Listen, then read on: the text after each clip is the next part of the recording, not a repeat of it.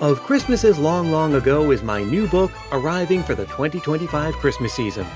Find out what Christmas was like centuries ago. Sneak preview, it was weird and spooky and rowdy, kind of gross sometimes. Find it wherever books are sold in hardcover from Lions Press and audiobook from Recorded Books. It's Christmas as you've never seen it before, and it makes a great gift.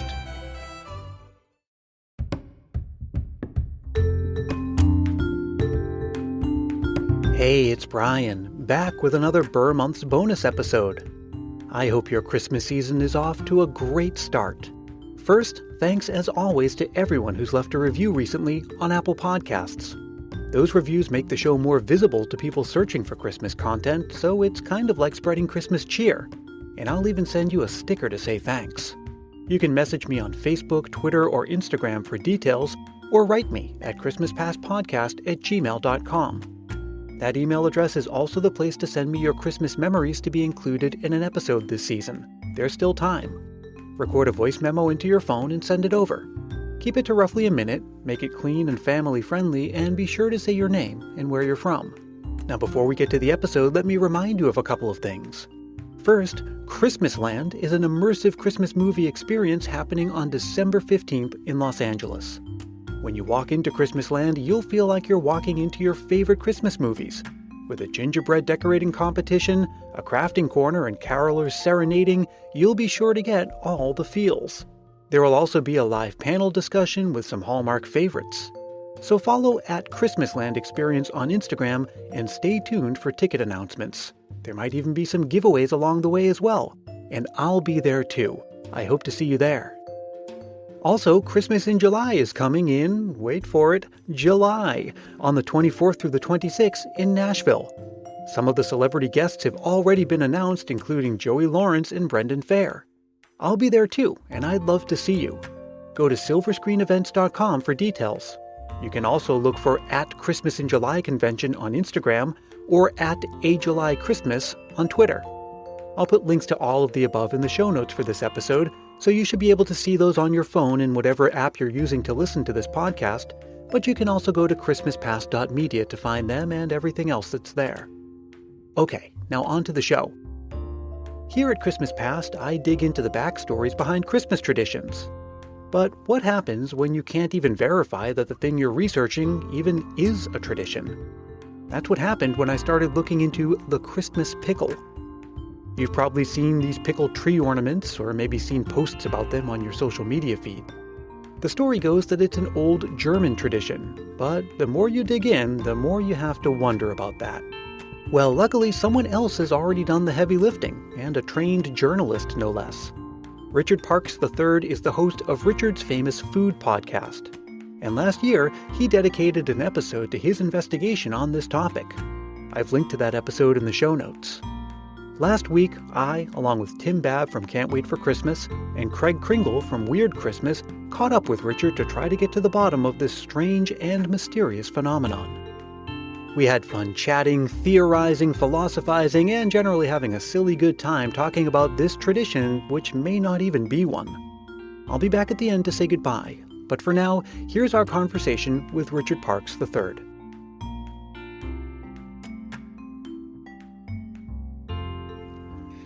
There's a Christmas question that's been bugging a few of us.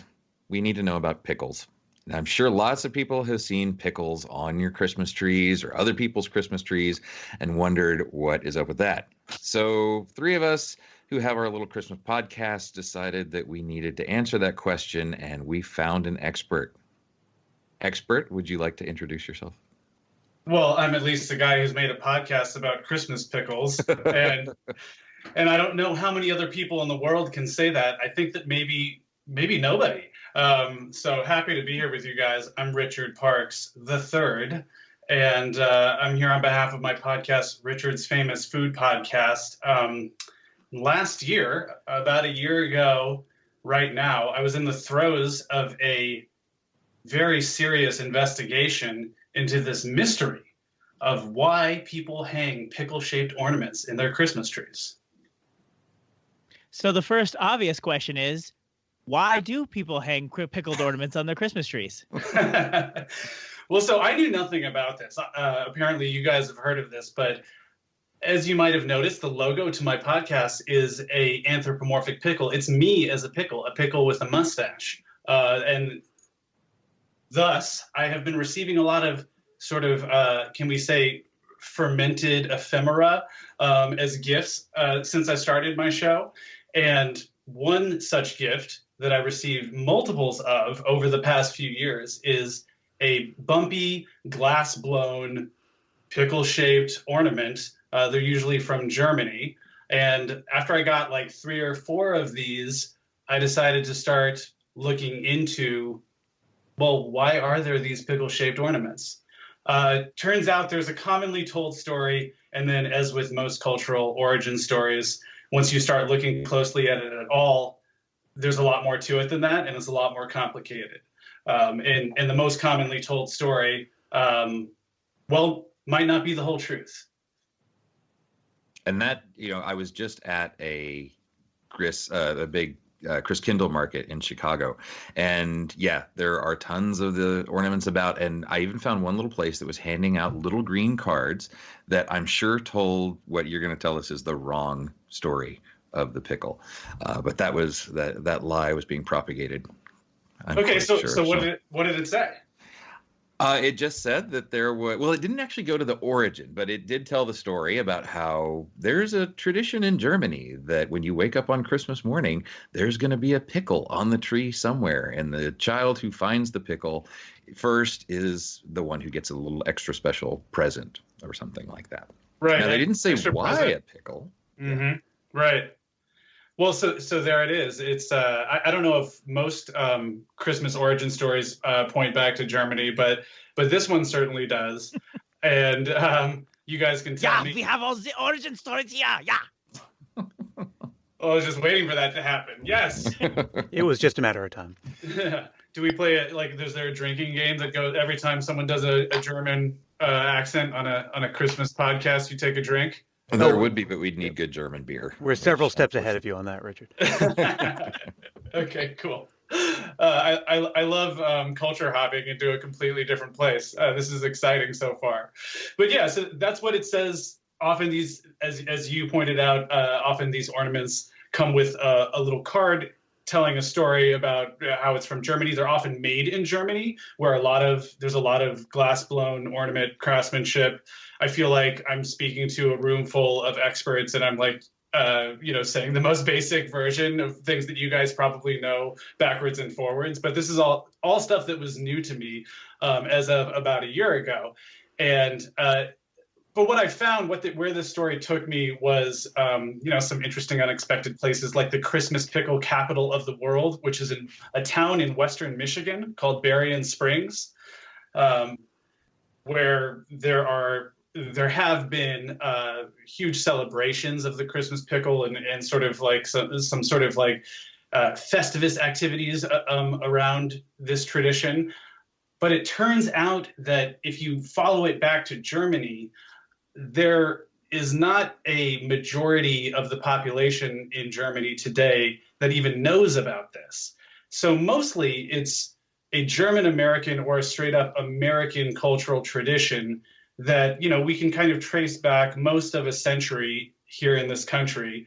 But if we go back farther than that, it's just sort of the chain gets broken and we don't know really where it came from.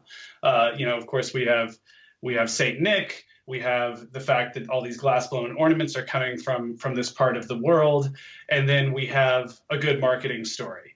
There are a couple other like folkloric. There's a folk tale about a Union soldier in the American Civil War who was captured and was starving to death and was begging some guards, at the brink of his life, to spare him and to give him something to eat. And it was a Christmas part of the year, somewhere right around Christmas during the Civil War, and he was given a pickle that saved his life. That's another story. Oh wow, I like that one. Yeah, it's pretty good, right? So between that and there's even one that goes back to Spain, and then of course if you look around in Europe and if you go back a few hundred years, in a lot of European cultures, there are some pretty hilarious and fascinating like pickle folk tales where there are kids being, hiding in pickle barrels or being drowned in pickle barrels sort of nefariously by witches and, all sorts of plausible explanations for how this emerged as a folk tale in Europe. But again, there's just a lot of uncertainty, as I say, with any cultural story. I mean, I think if you look at it too hard, you'll just go crazy with the options, but makes for a fun investigation. And some of my most stressful moments as an investigative reporter can be heard on this episode called Christmas Pickles. And so how does one why go was it about stressful? conducting an investigation of this sort? Well, I'm a shoe leather reporter from the old, the age of print. So I just hit the pavement, pick up the phone. That's how I ended up in the Christmas pickle capital of the world. But I started with my friends who gave me the ornaments and sort of unraveled the story from there, going from the card that we talked about that comes with a lot of these pickles. And then, just using primary sources, just many, many phone calls to anonymous people. And I ended up finding, the man who played Santa Claus in the Christmas pickle capital of the world. His name is Dick Schinkle, and or Richard Schinkle. So two Richards, we got along great.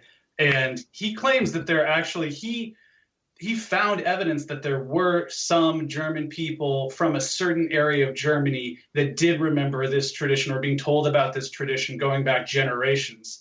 So almost as if the link got broken, back in the old country, and then here in Western Michigan, where he lives, they keep it alive. This is an area of the country where, until somewhat recently, there was a lot of like cucumber production and other vegetables being grown where they were made into pickles. And so there's all sorts of confusing, overlapping threads here as to how this thing, has survived in the culture. Are you saying this might be a myth propagated by Big Pickle in order to keep their pickle stocks high? That's exactly what I'm saying. I'm here to stand up to Big Pickle. No, I'm on board with Big Pickle. I mean, as you can see, the logo of my podcast is a pickle with a mustache. So maybe I'm financed by Big Pickle, but you guys haven't asked me any hard questions yet. You got to hold his feet to the fire. That's right. I got to know first, is the Pickle Festival still going on? Unfortunately, no. But so I called like the historical society there, and the lady who picked up, she was super helpful, like knew basically like everything. I got like all the information all in one go. Her name was Kelsey Kernut. You can hear her on the podcast. And she also had this amazing deadpan where I've never felt so much like a helicopter journalist as when I called the Christmas pickle capital of the world. And I've done reporting in India and Cambodia and Appalachia, and I'm just this LA guy. But when I called that town, Berrien Springs, I felt like I was just descending from Mars. And I sent Kelsey the logo to my podcast thinking she would at least acknowledge it as a coincidence that it's me as a pickle, and this is what I'm looking into. And there's just this amazing moment on the podcast where she just basically has the greatest deadpan reaction to it. She's just like, yeah, so what? Why is this significant? But Berrien Springs, I think it's been since, I don't know, it's maybe been a decade since they've done it. But Dick Schinkle, who's getting on in years, has played Santa, and what he'll tell kids when they're sitting on his knee is that Santa doesn't want a cookie this year. What he really wants is for you to leave him a pickle. And so this is back to the Big Pickle thing that we're joking about. But I think there is some cultural importance of working in pickles in that area of Western Michigan where Berrien Springs, the Christmas pickle capital of the world, is. And so he's getting on in years. The question that I sort of leave you with in the podcast, which by this description sounds more normal than it is. It's like rhyming, and I do accents, and there's songs, and there's all sorts of craziness. You got to check it out. It's much more interesting than just listening to me talk. But the question that I leave you with is after Dick Schinkle is gone, who will carry on this tradition? because when I asked him who else should I talk to about this, he was like, well, I can think of some people, but they're all gone. You know what's actually happening here, Richard. You're being groomed to become the next big pickle man of San. It's the role I was born to play. I mean, why do you think I chose the podcast logo that I did? Okay, so Craig and Tim, between the three of us, I would have to say that we have, I don't know how much Christmas knowledge, but because this is a story with a lot of blanks in it, I think we can start to do some of the work of filling in some of those blanks, because as I'm listening to this, a couple of things are coming to mind. Number one, as Richard points out, the ornaments themselves are German in nature, and starting around pre-World War I, Germany was and still is one of the major manufacturers of glass-blown Christmas ornaments. They would make glass-blown Christmas ornaments in any shape you could imagine. So a pickle was almost just a matter of time before something like that was going to happen. So I think we can establish, basically, given enough time and enough people with Christmas trees, a pickle ornament is going to appear. The idea of something being hidden and the person who finds it getting some extra prize, which appears to be part of the myth of the Christmas pickle, is actually something that goes back even further than that. There is the tradition of what's known as the Bean King, B-E-A-N, where the Christmas cake would have a string bean in it. Sometimes it was a coin, and whoever's slice contained that bean or coin or whatever it happened to be would preside over the festivities for the evening. And then also, I'm thinking of other stories where whole Christmas traditions are just made up out of nowhere, like how they eat fried chicken in Japan on Christmas, right? That was just someone in the 70s just sort of decided that was going to become a Christmas tradition, and so it did. There are other examples like that aren't immediately coming to mind, but I think if we put the three of those together, that someone somewhere had a Christmas pickle on their tree, and then maybe played a little game where whoever found it in the house was going to get some kind of prize. That came over to America, and it was maybe thought to be that was more of a thing in Germany than it really was. And then the myths could sort of propagate, and what better place than a place where they're already manufacturing a bunch of pickles. This sounds like something along those lines, and probably helps to explain why you can't really find a lot of documentation or historical record of it ever being a true tradition. Yeah, because the other thing I was thinking about is if it was a long time ago, like a real pickle, just seems like awkward to hang a pickle on a tree. I guess you could certainly cram a hook in there and hang it on there, but no, it makes more sense that it was an ornament first rather than that. I mean, because certainly people used to hang actual little, candies and fruits and gifts and different foods on the tree. And so I was trying to think, but how would a pickle end up on there? I mean, it's not sweet, and I don't think it was ever considered to be, a treat exactly. By 12th family that didn't have fruits or candies, they're like, look, we got a pickle. Yeah, hanging the pickle on the tree, and you'll be grateful for the pickle. You find the pickle, you get a prize. What is the prize, Father? A second pickle.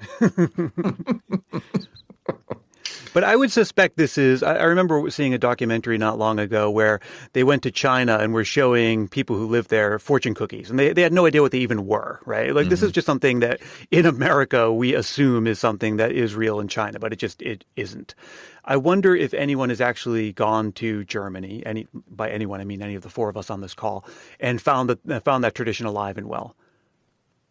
Well, actually, the New York Times had covered this in some way before I got there. They beat me to it. And but what they found was that in a survey, 9 in 10 Germans had never heard of this.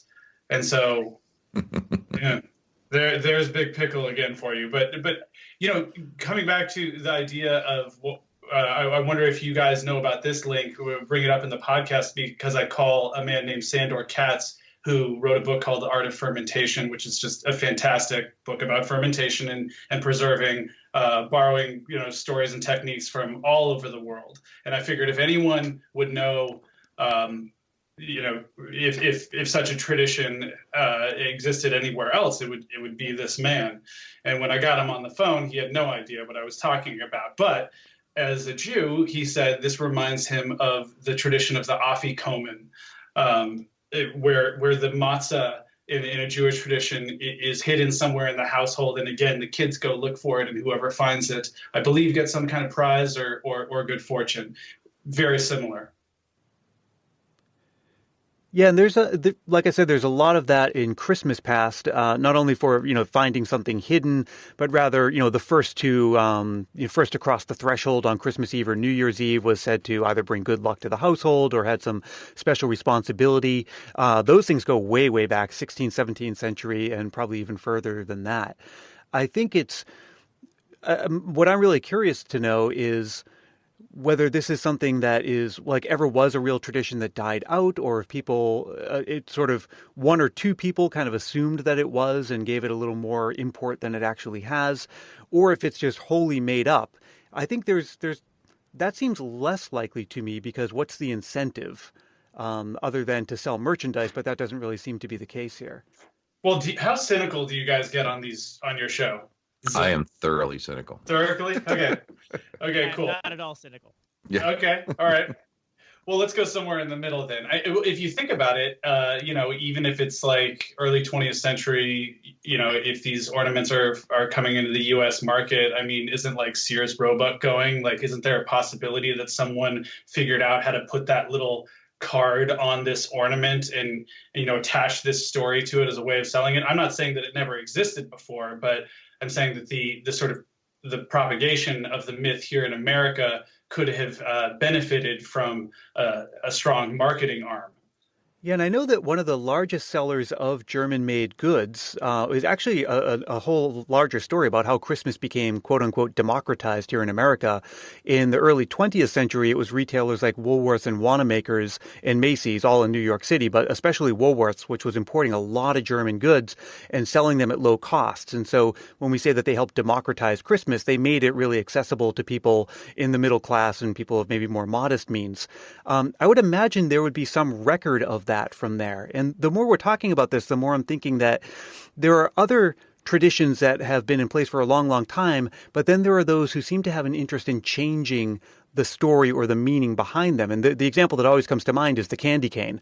It's called a candy cane, but there are candy canes that you can buy with a little tag on it saying, well, actually the red represents, the blood of Christ, and it's not a cane, it's a J. If you turn it upside down, it's really a candy J for Jesus. Now that's just somebody making stuff up. There's absolutely no reason to believe, because there's actually pretty good historical records of when and how the candy cane came to be. They didn't even originally have red stripes on them. They were pure white when they first came out.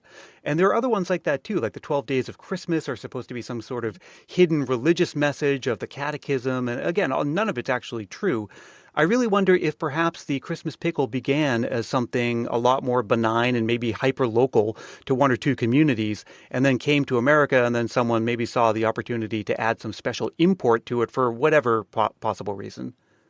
I think you're hitting the nail on the head, because I'm looking through my notes and I remember there is a connection to Woolworths here. I didn't want to overemphasize it or bum anyone out by destroying the myth, but I think that has a lot to do with it. And again, what Dick Schinkel said about how he found some people in a specific area of Germany who recalled this, it all adds up to the narrative that you just suggested. So Weihnachtsgurke is how we say it.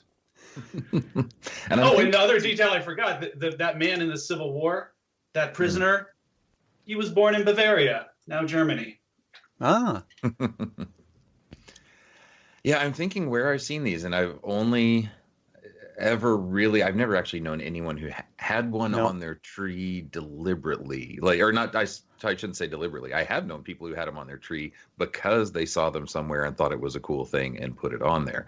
But I've never known anyone who did it traditionally. And I have seen them tons, like in stores. Like I mentioned at that Christkindl market, there was a whole display from one of the German glass ornament makers of pickles of all different sizes and shades of green, and even some red and white ones. I mean, there's plenty of selection. And I know when I got to visit Bronner's, the huge Christmas store, which is also in Michigan, they certainly had, there was a whole section for international ornament traditions, like the little Christmas spider which has its own story, and the pickle was right there along with it, telling the same kind of story about how in Germany, when you hang the pickle on the tree on Christmas morning, everybody comes to look for it. But again, that's in the context of selling it. Yeah, and for everyone who I found who had a story about playing this game as a kid, for all of them, it was like basically some version of, oh yeah, well, my mother picked one of these up at the store and we read the card and we started doing it. It wasn't that it, it wasn't that it went back farther than that. Yeah. It was ye old tradition of we found this at Target. Yeah, exactly. Ye old instruction manual. Well, what's the weirdest ornament you guys know about? Like is this sort of the end of the line in terms of weird ornaments, or can we get weirder? Oh, people make all kinds of stuff intentionally. Now, if we're talking about traditional or supposedly traditional things, the pickle's up there. Yeah. But there was actually, I don't know if it's a tradition, but still the things that keep popping up and people send me pictures of all the time are hunky mermen. There was hunky mermen were apparently a big thing for a while for Christmas ornaments. Glass blown. I mean, really nicely made. But yeah, there's I've seen it. That's just a merman who is a hunk? Yeah, just super buff dude up top and, fish on the bottom and usually wearing a Santa hat. And but if you search for them, there's a ton of those out there. I'm doing that right now. Don't skip Fin Day, bro.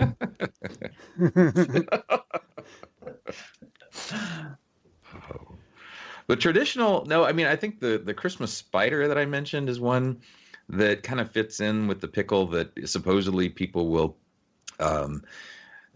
find that they'll hang one spider ornament on their tree because there's a story about how the spider at Jesus's birth, up in the corner, he or she carved or he spun a little web as their gift to the Christ child and tried to keep him warm and free. Although I've heard different versions of that. So then there's supposedly you hang a spider. But again, when I look for the real tradition for that, it always just comes back around to stores trying to sell spider ornaments. Are you sure someone did just misremember the story Charlotte's Web and combine it with Christmas? I think it's that Woolworths had too many spider web decorations left over from that year's Halloween. Yeah. I have to say the things that always seem weirdest to me were the actual candles on the tree. Yeah. Just because I wonder how often that misfired. Very, very frequently. As a matter of fact, I did an episode about Christmas lights, and the intro to that was talking about how people would hang the candles on the tree. And it was true for a long time that in many regions, insurance companies had to rewrite their policies to say that if you put candles on your tree and you light the house on fire, that is not on us. Because, by default, it would have been covered. Yep. And it was true. I think the whole idea of putting lights on the tree goes back to a myth about Martin Luther. That it was his idea to put candles on the tree because it was inspired by something that I'm not remembering at the moment. And it's a nice story, but it's almost certainly not true because the first records of lights on trees didn't come till well after he had come and gone. But there were all kinds of weird ways of trying to make that work, to make that safe. So one of the ways that they would put the candles on the tree is to actually stick a pin through it, and the pin would go through the candle and then into the branch. Other times they would actually melt wax from the candle onto the branch and then try to get it to stay in place that way. Both of those are just terrible ideas. Around the maybe late 18th or early 19th century, someone came up with these clips. It was a clamp that would go onto the trunk of the tree itself, and then a metal rod would shoot out from that, out into just sort of like empty space at the outside of the tree, and it would have a candle holder at the end of that. That seems slightly safer, because in theory, you could have the rod be long enough that the candle is totally cleared any of the foliage. But the whole idea of a lit candle on a tree is just, it confounds me that was ever popular. And from the research I did, people would keep either buckets of sand or water nearby at all times. It is true, though, however, when I first heard that people put lit candles on the trees, I thought it was the same way that, I come home after work during the Christmas season, I turn on the tree and then it's just on for the night. It would be the kind of thing you'd light it, candles would be lit for a little while, almost like about as long as a birthday cake would be lit, and then they'd all get blown out. So it's not like you would light the tree and then, like it was just like up and about for like the whole evening. You're walking around with like a lit tree in the background. That would just be absurdly silly. I'm sure that did happen. The eggnog starts flowing and someone forgets about it, but that was not how that worked. I think one thing if you go to bed and leave the Christmas lights on. It's another thing if you go to bed and forget to blow out the candles. Exactly. It's a different problem. I think what we can all agree on is that instead of candles, there should be a preponderance of pickles on the tree, because at least there it might be a little stinky, but your house will be safe. Can we all agree on that? Oh, no. Well, I dare say this all gives me an idea that if it's possible to invent a Christmas tradition out of whole cloth and then make merchandise to go with it, what are we waiting for? It's called Elf on the Shelf. They already did it. I was going to say, yeah. I did a whole episode about it. Like, they went from like an idea in somebody's head to a balloon in the Macy's Day Parade in like 5 years. Wait, so is there an elf on the shelf like Maven who's just like raking it in? Mm-hmm. It's a family. It's a family, 2 daughters and a mother. Oh my goodness. And okay, cool. How are they doing? Great. Well. They're doing quite well. Christmas is quite merry at their house. So how far is that spread? So there is Elf on the Shelf merchandising going on at like IHOP right now. There's an Elf on the Shelf cereal. There have been some cartoons, like direct-to-video cartoons. There's a musical. Remember, Tim and I were at ChristmasCon not long ago, and we met that caroler whose sister had written all the music for that show. They have their whole line of merchandise. And they now have a birthday elf, so that they don't have to get all their money at the end of the year. That you can have the birthday elf will take a look at your kid during their birthday to make sure they're doing okay so they can get birthday presents. And I saw pets this year too, dogs and cats, so that you don't have to. And the pets have their own movie. Do they? Oh, that I hadn't heard. Oh my goodness! I think that's getting a sequel or a squeakquel. The one thing I like are just all the awful things that people make the Elf on the Shelf do. So it pays off for me when they'll have where did we find the Elf on the Shelf? Upside down in the toilet this morning, or whatever that they do. Those I appreciate, but yeah, that I'd never let that come into my house, mainly because I would never remember to do it. I would forget pretty soon and just ruin the whole thing. So I could not do it. So I just like those rhyming memes that end up popping up. Like, you've heard of Elf on a Shelf? Well, here's the Rock on a sock or something like that. And it's a Photoshop of like the Wayne the Rock Johnson standing on somebody's sock. I don't know why. Those amuse me. I've got a few I'm not going to share now because you guys may have a little cleaner thing. But if anyone's interested in some interesting ones, send me an email. Well, since we're talking about... sorry, I just stepped on your email. No. weirdxmas@gmail.com. But since we're talking about Christmas ornaments from way back when, does anyone here have a favorite Christmas tree ornament from their childhood or now? I got this is not like a way back at all. This is practically just a shill for Hallmark, but I got those 3. It's like Mickey, Donald, and Goofy, and you plug them in and they sing a carol with each other, no matter how far away they are from each other. Like, they harmonize with 3 different carols, like depending on which one you start with. Oh, wow. I love that thing. I've got one that is a small little plastic or red plastic bell that my dad had, and that his mom, my grandmother, put it at the bottom of the tree because when my father was a baby, he was fascinated by the tree and always wanted to touch stuff. So she got this bell that she could hang right at the bottom so that when he was little and could crawl up to it, he could just whack at it and have it make noise and actually feel like he got to play with something. So I still have that, and I still put it on the lowest branch of the tree every year. So There's my sentimental side for the moment there. How about you, Richard? That's sweet coming from Mr. Weird Christmas. I don't have anything nearly so nearly so sentimental. But as I said, I've gotten a few of these as gifts, and then after I put the episode out, my sister traveled to Kiev before all the news, and found at like some sort of like open air market, like a flea market type situation, a sort of bejeweled looking kind of like tackily blinged out Christmas pickle, like sort of like a shining silver pickle, which will be prominently displayed in my holiday presentation this year. So I think that's probably a new favorite. Harder to hide though. too blinged out. Ryan, do you have one? Certainly you have one. I sure do. And there's a whole story to it. I don't know if we're all roughly the same age, but people my age, when they grew up, there was this homemade Play-Doh that you could make out of flour and salt and water. Do you guys know what I'm talking about? It's like a salt dough, they call it. I think so, yeah. I remember doing that, actually. That's basically, it's just as long as you get the ratio right, you end up with this paste that behaves kind of like Play-Doh. And anyway, my mom made some of that and then rolled it out like cookie dough, and then put my hand on it, and then traced my hand with a knife. So I cut out the shape of this dough in the shape of my hand. This was when I was 3 or 4 years old, so 1970 something. And then what she did is baked it.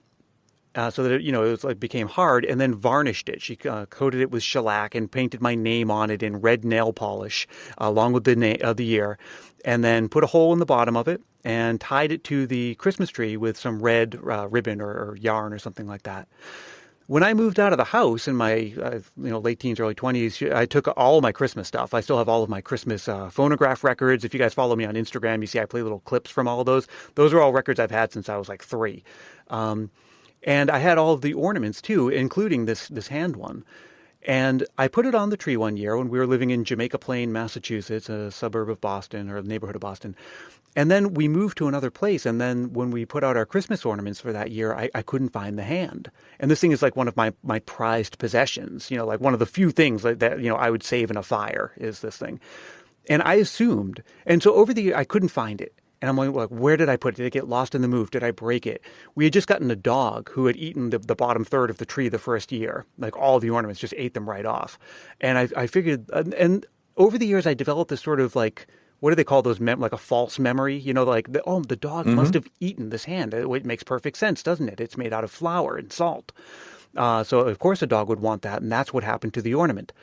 Anyway, 20 something years goes by. And last December, a package arrives in the mail, this bubble wrap thing from my mom in Massachusetts. And I opened it up, and it was the hand. She had it. I never had it. It was a false memory that when I moved out, she gave it to me because she gave me everything else. I assumed I had it. And even as I think back to it now, I still have the most vivid recollection of having it and hanging on the tree, but I was just remembering the time when I still lived at home. So anyway, this thing came to the mail, and it was like, I don't get sappy or sentimental, or never used the term Christmas miracle like unironically, but it felt like that. It was just this really, really emotional experience. So I still have it now, and I will not hang it on the tree for fear of it breaking or the dog eating it. It's just going to be bubble wrapped and stashed somewhere that I'll just take it out once or twice every Christmas to look at it and reminisce, but keeping that thing safe for forevermore. That's really cool. Yeah. That's pretty cool. I'm glad I went first with my stupid story. Well, guys, have we nailed the pickle at least? I think we've come up with our own theories. I think we've vetted it as an idea. I think that's all that's left to do is for us to give our own opinions on whether this is a viable Christmas tradition that people should adopt, or whether they should look at it with a bit of cynicism or skepticism or cautious amusement. I am of the latter. I think this is maybe something that it almost certainly is not a cherished tradition from Germany. It probably started out as something that maybe 1 or 2 people did, and that sort of got magnified as it came over here, probably for commercial purposes. And then it became like one of those games of telephone, where with each telling, something new is added or taken away until we get to where we are now, with something that is very far afield from wherever it may have begun. Whoa. You're breaking Dick Schenkel's heart. He's old anyway, right? Oh, man. Well, I'm all about time turning lies into truth, so I'm going to say we just embrace it and carry on the myth and keep it going. So I actually have a pickle now. I didn't, but I got one a couple of years ago. So we don't do the game of finding the pickle in the morning. It just hangs on the tree the whole time. But yeah. I don't know. I kind of like the idea. It actually gets the tree involved a little bit more. That's one thing about, everybody looks at the tree, it's sentimentally, and we remember ornaments and whatnot. But I always like the idea that you would actually hang the gifts on the tree in the time. And so I kind of like getting the tree a little more involved. So I'm, even if I know the truth, I'm going to pretend and start to encourage people to get their Christmas pickle. So got to brand one, got to get the weird Christmas pickle and start selling that next year. That's my new plan. Yeah, I'm of the opinion, if you want to do it, I say go for it. Whatever makes your Christmas merry, it's your Christmas. You're allowed to do it however you want to. Does it have to be rooted in some sort of like tangible truth? No, like most of Christmas traditions are not rooted. Like it's not like there's Santa's not in the Bible. You know what I mean? So if the Christmas pickle brings you and your family joy, I say put that pickle on the tree and try and find it. I think it's a good way to sum it up. This is a holiday that is so rooted in myths and legend that what's one more to the mix, regardless of where it came from or how long it's been around. If it makes things merry and bright for you, then it is the right thing to do. That rhymed. I know. I didn't even think of that until I said it. Okay, so that's what I'm going to emblazon on my branded Christmas pickle. It's a Christmas pickle miracle. Well, I think we should all thank Richard for helping us to shed some light on this mysterious and odd Christmas tradition. Absolutely. Thank you very much, sir. Yes, thank you, Richard. And if people want to hear the entire episode, where can they go to hear more? Search Richard's Famous Food Podcast wherever you get your podcasts. Follow along on social media at Richard's Famous. If you want to see some fun clips and a few fermented style Christmas carols to boot, I'll be putting those up on the feed. Well, that all sounds great. Well, I hope you have a very merry and perhaps dill Christmas. Oh, there it is. Yep. That was a sweet joke.